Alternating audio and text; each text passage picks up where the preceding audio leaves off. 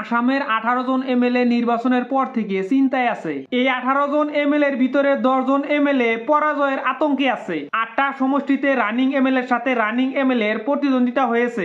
কিছু সমষ্টিতে 2 জন running MLA এর সাথে প্রতিদ্বন্দ্বিতা হয়েছে। কিছু সমষ্টিতে 3 জন রানিং এমএলএ এর সাথে প্রতিদ্বন্দ্বিতা হয়েছে। রানিং এমএলএ এর সাথে রানিং এমএলএ এর নির্বাচনী প্রতিদ্বন্দ্বিতা এর আগে আসামবাসী দেখে নাই, যেটা দেখেছে এইবারের নির্বাচনে আসামবাসী। রানিং এমএলএ এর সাথে রানিং এমএলএ এর প্রতিদ্বন্দ্বিতা একটাই কারণ, সমষ্টির ডেলিমিটেশন।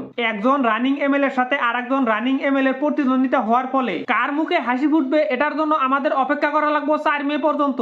নির্বাচনের ফলাফল না বের হইতেই প্রত্যেকজন প্রার্থী অঙ্ক করে আছে জয়লাভ করবে বলে, কিন্তু নির্বাচনের ফলাফল বের হওয়ার আগেই 10 জন রানিং এমএলএ এর পরাজয় নিশ্চিত।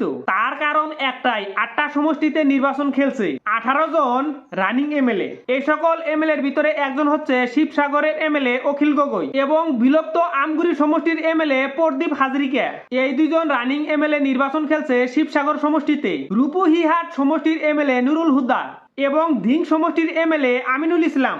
এই দুইজন রানিং এমএলএ নির্বাচন খেলছে একটা সমষ্টিতে। সর্বক সমষ্টির এমএলএ মনোরঞ্জন তালুকদার এবং পাটাসারকুচির এমএলএ তথা মন্ত্রী রঞ্জিত কুমার দাস, এই দুইজন এমএলএ একটা সমষ্টিতে নির্বাচন খেলছে। নবগঠিত মন্দিয়া সমষ্টিতে নির্বাচন খেলছে ঝনিয়া সমষ্টির এমএলএ হাফিজ রফিকুল ইসলাম এবং বাগবর সমষ্টির এমএলএ শেরমান আলী আহমেদ।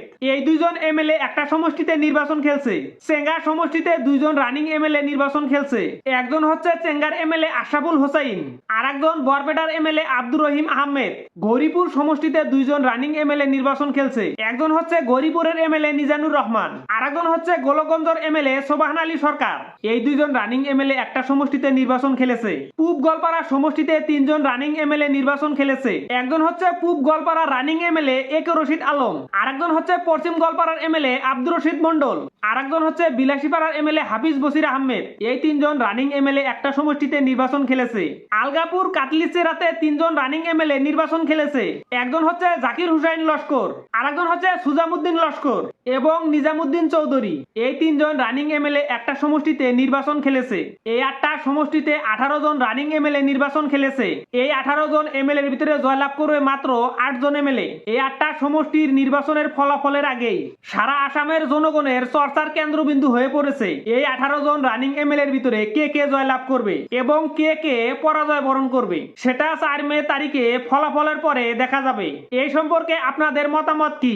এই 18 জন রানিং এমএলএ এর ভিতরে কোন কোন এমএলএ জয়লাভ করবে? কমেন্ট করে জানান আপনাদের মহামূল্যবান মতামত। আমার এই ভিডিওটি সবাই বেশি বেশি করে শেয়ার করে দিন, যাতে আপনাদের শেয়ারের মাধ্যমে এই ভিডিওটি সবাই দেখতে পারে এবং সবাই জানতে পারে।